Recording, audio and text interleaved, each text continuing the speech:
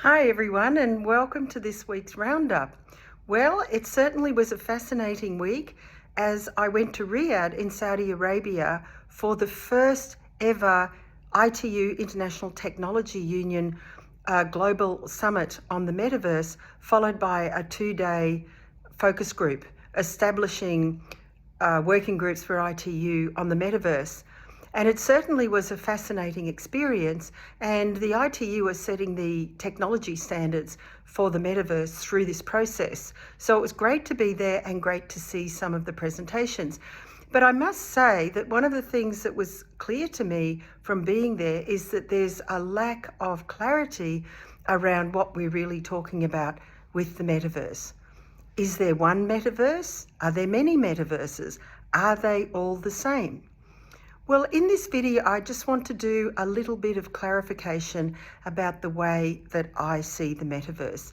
And the Metaverse is not one thing. The Metaverse is an idea or a concept, and people are approaching it in many different ways.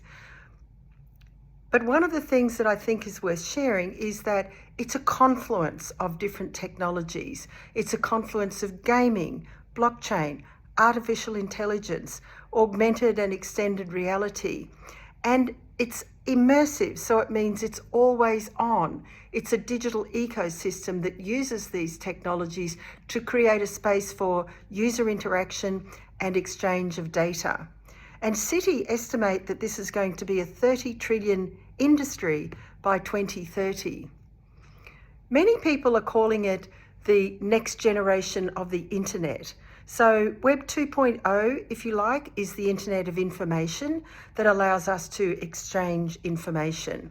And Web 3 is going to allow us to exchange value and create new economies. So the Web 3 metaverse as the next generation of internet is going to have its own economy, have its own currencies, allow people to earn, spend, lend and borrow within that economy on a peer-to-peer basis and exchange physical, content and economic assets. So this new immersive world is going to offer us opportunities that haven't been here before.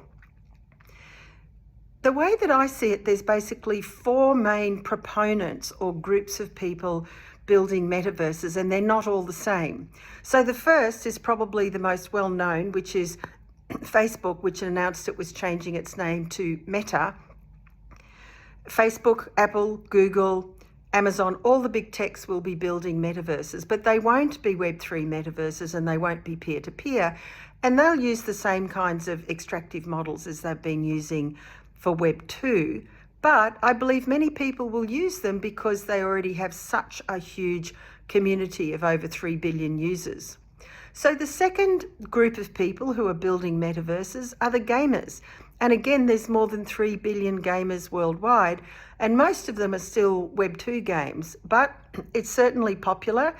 And Web 3 companies like Sandbox and Illuvium are building Web 3 games, which again will give people access to these new economies.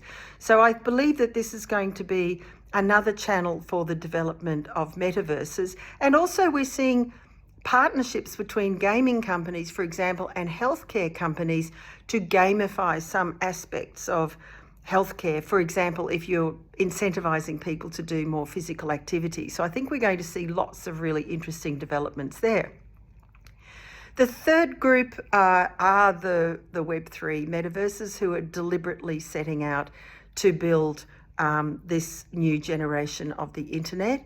And then finally, I have another category for governments, because we're seeing already probably Korea leading the way, but NEOM in Saudi Arabia, the government of Dubai, and in Japan, they're making announcements around building metaverses for government services. So there's many different people approaching the metaverse in different ways. And we'll be able to do many things in the metaverse. We'll be socializing, we'll be gaming, we'll be shopping, we'll be accessing services. Health and education, I think, are 2 of the most important services. We'll be entertained and we'll be able to make money because of these new economies. And many of the brands are already starting up in the metaverse. So I just want to leave you with this thought. This is an area of incredible innovation and growth. We don't know finally which metaverses will be the metaverses that will be the ones that most people use. It's like the early days of the internet, but I predict that it's not going to be heavy Oculus goggles, partly because they're uncomfortable, but partly because the majority of the world's population won't be able to access them. So I believe that the company that cracks a mobile-enabled metaverse experience will be the one that gets the most following. So that's it from me on the basics of the metaverse. Have a great week. Next week I'm at AIBC in Dubai, so I'll bring you some news from there. Have a great week.